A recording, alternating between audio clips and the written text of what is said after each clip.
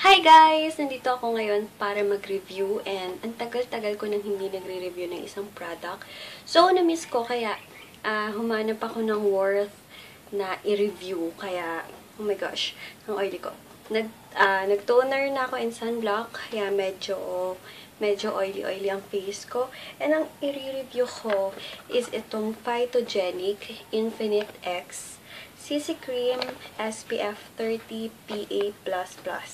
And nabili ko to sa The Face Shop for 695 pesos. And kaya ito yung nabili ko, sabi kasi ng sales lady doon, ito daw yung CC cream nila na matte finish. So, tingnan natin. Kasi meron akong binibili doon, cushion siya, and dewy finish daw siya. Kaya hindi ako mahilig sa mga dewy finish. Gusto ko talaga yung matte. So, ito siya, Phytogenic. Ganito siya. And SPF 30 na siya. So, good ngayong summer. And ngayong summer, medyo mainit talaga. Kahit minsan umuulan, pero most of the time talagang mainit pa rin yung panahon. So, hindi ako gagamit ng primer. Tingnan natin yung longevity. Kung matagal talaga siya sa face, kung matte finish pa siya, or Filipina skin friendly. Oh my gosh. Wait a minute. Ayan, patalastas. So yun, bumili din ako ng parang sponge sa The Face Shop para sa sponge ko siya i-apply.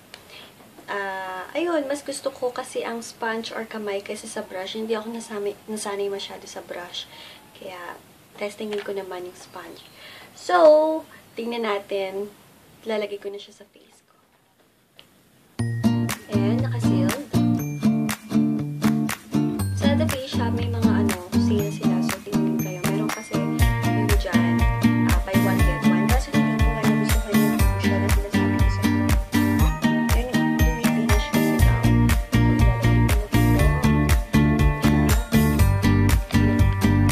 Oh my gosh!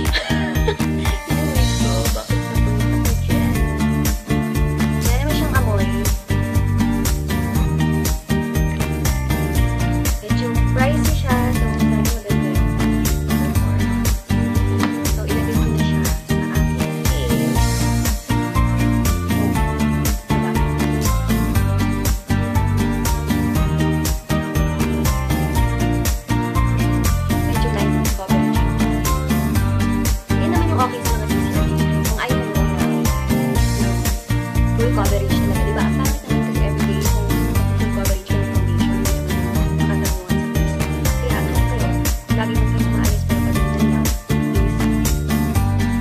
yung bibigay mo sa face cream, kahit na kayo parang yang. Kasi yang hindi naman kasi yung iba yan sa skin cream mo, pero sa mga sponges na-apply mo. So, ito yung side na wala.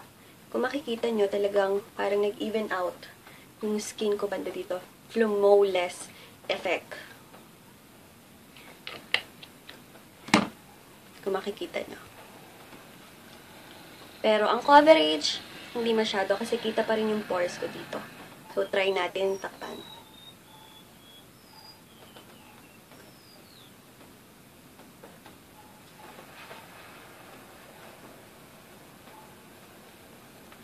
Kasi alam ko, ang CC cream is mas light coverage kaysa sa BB cream.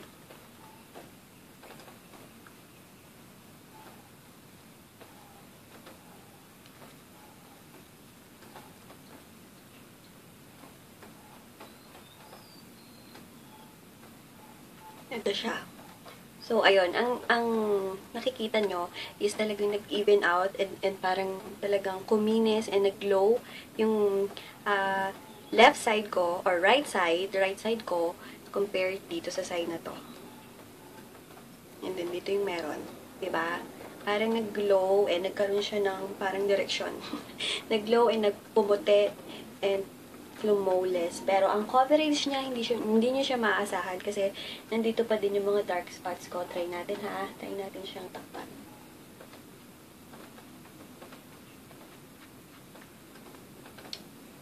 Hindi. napaka-lightweight nila.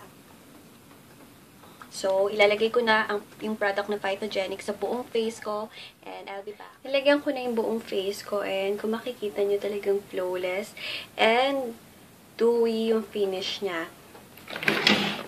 Ganun naman kasi talaga yung mga CC cream. So, and BB cream. Pero sabi ng sales lady doon, ito yung CC cream na matte finish. Pero kung makikita nyo talagang dewy. Talaga makikita nyo bandang dito. Banda dito is parang nag-shiny na siya. So, itatap ko siya ng final powder ng Nichido para hindi masyadong mag-oily.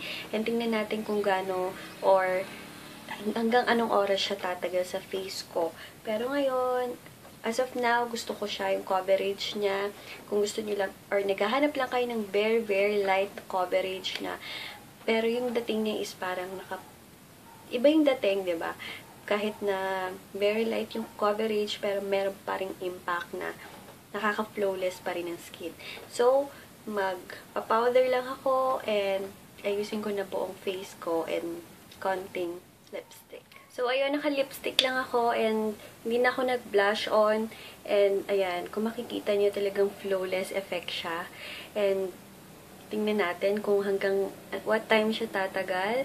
And it's already 1:38 PM. And babalitaan ko kayo later kung ano na ang nangyayari. Kung okay ba siya, kung worth the money ba siya. Kasi 695 siya. So, balitaan ko kayo later. Update lang, guys. And it's already 4:30. And ilang oras na din nakalipas. 1:30, di ba? 2:30, 3:30, 4:30. 3 hours mahigit. And oily na ako. Oiling dito ko. Hindi lang masyadong kita sa cam. Pero talagang salamin is oily. And pag hinawakan mo, sobrang lagkit. Dito, dito, oiling na ako. Hindi ako nag-retouch. And napawisan naman ako. Nag-commute kasi ako. Kaya, ayan. Nag-oily na siya. Pero yung dating sa akin ng oily niya, hindi yung parang ang dumi mo. Yung parang glowing na oily. Alam niyo yun? Pero, pangit pa rin kasi oily ka. Pero hindi siya yung masagwang oily na parang ang baho mo. Di ba may mga oily face na parang ang bantot, ang dumi, ganun. Pero, sa price niya na 695, hindi na ulit ako bibili ng Phytogenic Infinite X CC Cream SPF 30 PA++. Kasi first, para lang yung coverage niya is para lang siyang tinted moisturizer. And kung napanood niyo yung review ko ng BB cream ng Everbilena, yung Color Violet, and yung Maxi Peel na concealing cream, mas bet ko pa yung dalawang yun. And mas mura, ba diba? Yung BB cream ata, magkano yun? Wala pa atang 300. And yung Maxi Peel na concealing cream is wala pa atang 200, mga 150, mga ganun. Eh, ito, ilang hours pa lang, nag-oil up na ako, and yung kanyang coverage is very, very light. Kahit yung mga pores ko, hindi niya man lang natakpan. Yung mga blemishes ko na konti lang, hindi pa rin. Alam niyo yun, yung super, super, very, very light nga lang. Light, super light lang yung coverage niya. And ang gusto ko lang sa kanya is parang pag linagay niyo siya sa face niyo, parang nag-glow nga. Siguro gano'n naman talaga yung purpose ng BB cream and CC cream, parang nakaka-glow lang ng face. And ano pa ba? 695, ang dami mo nang mabibili, pero hindi ko na siya mabibilin ulit kasi medyo hindi rin ako nasiyahan sa result niya kasi nga ayun, hindi siya masyadong yung bang coverage niya hindi siya sakto. Yung bang kulang pa siya sa sakto, ganun. Yun, mas gusto ko talaga yung BB cream sa ngayon. Mas okay pa nga ito eh. Mas okay pa tong Magic Skin Beautifier. Mas gusto ko pa yung mga yan. And yung lagi kong ginagamit. Saan ba yun? Basta yung BB cream ng Ito. Ayan, BB cream. And yung concealing cream na Maxi Peel. Try nyo yun. Kasi ito, hindi masyado eh. Nakita nyo naman yung coverage kanina. Makikita pa yung mga blemishes ko talaga dyan. And kita nyo naman na oiling-oily na ako. Talaga dito, ha? Dito. Ayan. Pero hindi pa ako nakaka-retouch. So, ayun. Sa suma total ko, hindi ko na siya, gagamitin ko siya, syempre. Sayang naman yung 695. Siguro, pag pupunta lang ako ng mall, yan. Diyan ko siya gagamitin. Or yung kung pupunta man lang ako sa mga gimmick-gimmick lang na mga barkada mo. Diba? Ito na yung gagamitin ko. Light lang yung coverage and nakaka-glow ng skin. Pero, asahan mo na mag-oily ka and kung hindi mo gusto yung mga light coverage, hindi to para sa'yo. Kung naman dry skin ka and super minimal lang yung blemishes mo, perfect to para sa'yo. So, ayun, sana may natutunan or natulungan ko kayo sa pagre-review ko nitong Phytogenic na CC Cream. Sa The Face Shop ko siya binili and 695 siya. Pricey. So, ayun, thank you for watching guys. Sana may natutunan kayo at nagustuhan na itong review ko. Maraming salamat.